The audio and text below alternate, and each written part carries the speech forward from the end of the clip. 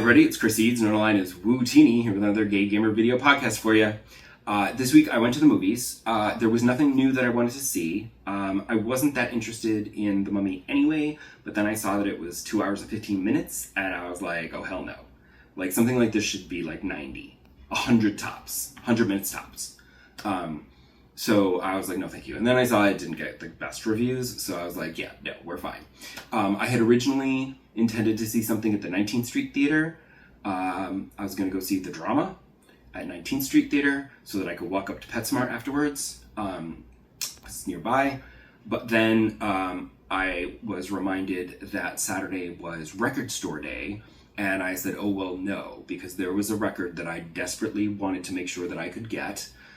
So I instead went to see a movie on 42nd Street so that after the movie I could walk down to this record store on 37th where I knew they would have plenty of stock and it would be fine, and there wasn't even like a line. There was a bit of a crowd, but I found the section, I found G, and I was able to get the Goblin Singles Collection, which collects the singles that were released from 75 to 79.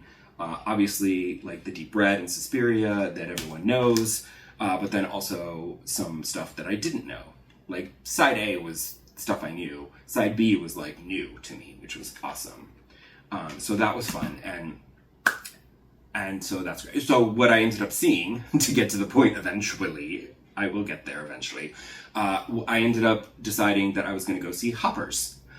Because they had one 3D showing in the afternoon, and it was perfectly well timed in the afternoon, so I said, let's go, because I love my 3D. And the 3D was actually pretty good.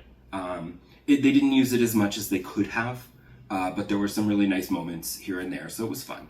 And it did add to the film. So basically, it's about this girl who's like all into animals and the environment, and she tries to defend this glade where she and her late grandmother used to enjoy nature, but the mayor is building this highway, and he's driven all the animals out, and she ends up discovering that her college professor has created this technology to plant, you can send your brain and mentally control a robotic animal. So it's like Avatar. They actually make that into a joke, which was funny. And she puts her brain into the body of a beaver and then goes out to find the animals and bring them back. And chaos ensues. It's good. It takes a little too long to get to that point. I swear it was like a half an hour or more of setup. Once they introduced the brain technology, the hopper technology, she jumps right in. And then she's a beaver, and it's a beaver for like the rest of the film. But it's a lot of setup to get to that point, and I would have probably shaved some of that out. But once everybody's in the animals, it gets really wacky, and it's very silly, which, I mean, there's like, it gets really weird. Like, there's a crazy, disturbing human robot, there's a flying shark, there's an evil butterfly. It's very weird. But enjoyably so. And then there's also that little bit of heart that goes through the whole movie, so at the end you go, aw, you know. And it did make me go, aw, at the end, if I'm being honest. And I did appreciate that the animation, like, switches between, like, when the humans are observing the animals, I mean, it's all cartoony, it's animation, but they have, like, little black dot eyes, and they look a little more like there's less personality to the animal. And then when you're with her as an animal, as the beaver, interacting with the other animals, then they look much more cartoony and they're more expressive, and, you know, they have personality, which was a nice touch, I thought. I also appreciated the fact that the voice cast, it's not like a bunch of celebrities. I mean, it's like a bunch of Saturday Night Live people as various animals and stuff. And like John Hamm is the mayor, but like, they're not like recognizable celebrity voices where it's like so-and-so starring in this animated movie, please come see it, you know. They're just doing voice acting, and that's appreciated. So like, there was no one distracting. It's not like, oh, that animal is totally so-and-so and it's really distracting, which is what I normally find annoying about modern animated movies. So it's fine. If you've got Disney Plus, when it shows up there, give it a watch. It's entertaining. It's fun. It's just stick with it until it gets good, because then it gets weird. It just takes a while to get weird. As for games, this week was a very big Animal Crossing anniversary. On April 14th, in the game, everyone playing New Horizons received a letter from Nintendo commemorating the release of the very first Animal Crossing game on April 14th in 2001. It was originally released in Japan on the Nintendo 64. It didn't, and then it came out on the GameCube, and then they put it out on the GameCube in America in 2002, which would be when I started. Don't know exactly when in 2002 it came out, but I know I got my GameCube for Christmas, so I know on December 26th, I went to GameStop, and I bought myself Animal Crossing, and that is when I began playing. December 26th, 2002. And included in the, with the letter was a leaf statue, which is a giant Animal Crossing icon leaf, and it glows, and that's cute. So yay, I just appreciated that they actually were like, you know what, we're gonna do a little update to the game and send everybody this little gift for the 25th anniversary. I thought that was very nice. Also, recently I saw that they announced, I've mentioned this a handful of times, Professor Layton and the New World of Steam is finally coming out later this year, supposedly. There was another trailer that confirmed it's coming out later this year. We shall see. It was supposed to be out last year, but hopefully they can finish it by the end of this year. Now I know there was also, it was a little annoying because there's the CEO of Level 5 was talking about AI and using generative AI to help code and whatever, and I'm just that's not cool, and that's annoying, and I hate that idea. But it's not enough to put me off the series. Also, you'd think if you were using AI to code the game, it would go a little faster and you would have been able to put it out sooner. But whatever. He says they're not using it to code 80 to 90% of the game, but we'll see.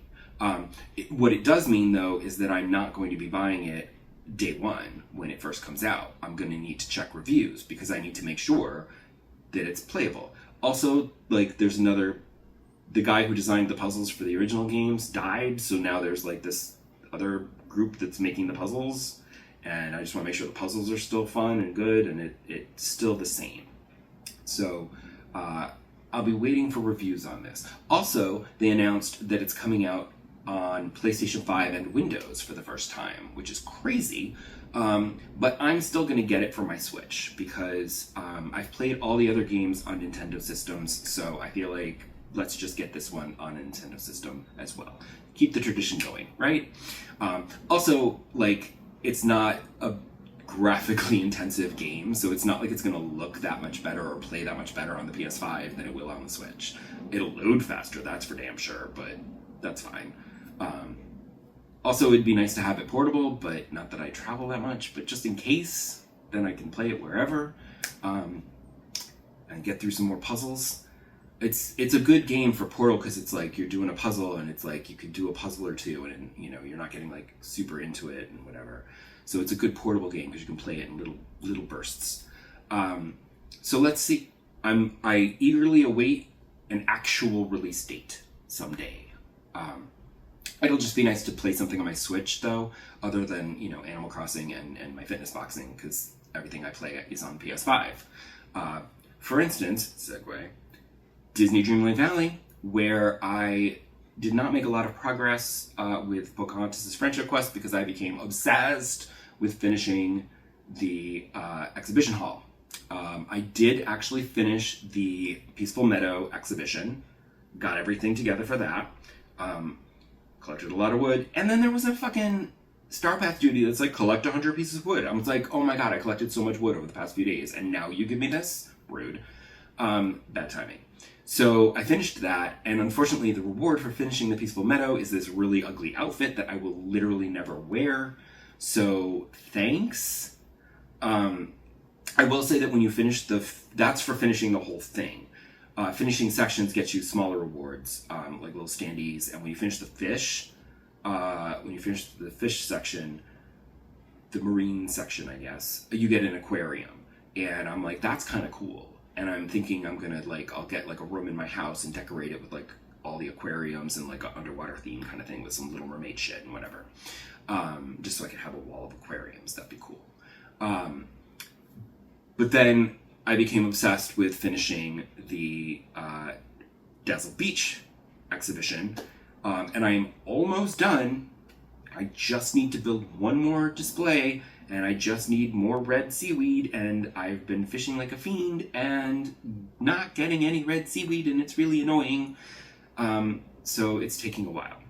In fact, I ended up going back and saying, let me finish that stupid friendship quest for Pocahontas. Maybe there's fishing involved. And then there was fishing involved in a later stage of the quest.